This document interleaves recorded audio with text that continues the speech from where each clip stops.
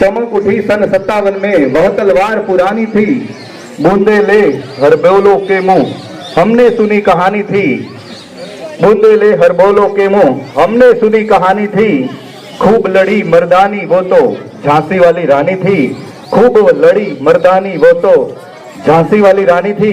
અને એવું સરસ મજાનું પ્રભાવશાળી અને જુસ્સાવાળું એક વ્યક્તિત્વ આપણી સામે રજૂ થઈ રહ્યું છે।